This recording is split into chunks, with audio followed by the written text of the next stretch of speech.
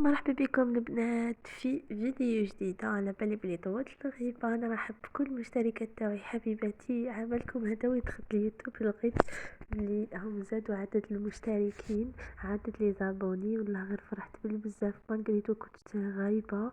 سمحوا لي كنت مريضة شوية. جيتكم اليوم بوصفة جديدة وهي طاجين الزيتون بلا دجاج، يعني غير باش كان عندي شوية سكالوب درتو.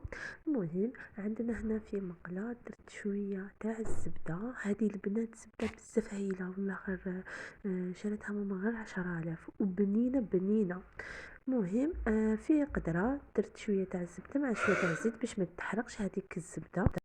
كنت اسكرفشت حبة صغيرة تاع البصل، ماشي صغيرة بزاف يعني متوسطة، مع شوية تاع الثوم، زوج سنينة تاع الثوم، وقليتهم بيا على نار هادية. وهنا البنات انا نحب نستعمل غير الاغصان هذوك تاع المعدنوس هكا باش ما يتحرقليش. وقليتهم بيا كما راكم تشوفوا. بعد رحت قطعت 3 حبات تاع الزروديه، ما تقطعوهمش خشان، قطعوهم شويه ارقاق وهكا باش يطيبوا لكم، سورتو كي ما تكونوش حطيبوا في لاكوكوط. هنا زيت الزيتون انا ما غليتوش، خليته ليله من قبل في الماء. هذا ما كان. درت ملح، فلفل الكحل، الكركم، وزدت له قرصه برك تاع القرفه، ومدت له زوج وريقات تاع الرند، ومرقته بالماء يكون سخون وغلقت عليه.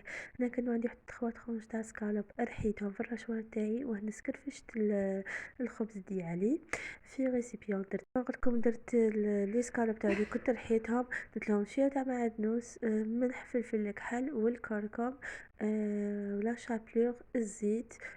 هذا ما كوزت لها هنا شويه تاع المعدنوس، انا نحب المعدنوس. وهنا البنات هنا حسيتها شويه مزلها شويه متلسق، زدت لها لا شابلور. ما تخافوش البنات يجي بزاف بزاف ابنين. هنا البنات كنت درت الكريات تاوعي لي بول دياولي، حشيتهم انا بشويه تاع الفرomاج اختياري، يعني انا كان عندي برك في الدار. وهنا كنت بعد ما حشيتهم بالفرماج رمتهم في لاشابلور تاعي وخليتهم واحد ربع 15 دقيقه هكاك في الفريجيدار باش يشدوا لوحديهم. ومن بعد البنات رحت جبت مقله، درت الزبده، ودرت مغرف صغيره تاع الزيت هكا باش ما تحرقليش الزبده ديالي. كما قلت لكم هذيك الزبده المارغرين بزاف بنينه البنات، سورتو للطياب، وغير ب10,000. اذا لقيتوها دي سوبيغات تسكنوا غير شروها، وما راهيش البنات في الخساره، سورتو في الطعام وكامل يجي بزاف بنين. المهم حبيباتي مانيش ندير في بليسيتيه. المهم هنا حطيت لي بول دياولي كما راكم تشوفوا، ومن بعد حطيت تاني هذيك لاصوص هذيك اللي كانت طايبه، اللي طيبت فيها قليت فيها لي بول دياولي، حطيتها من الفوق وغلقت عليها وخليتها على النار هاديه ترفد الغليه.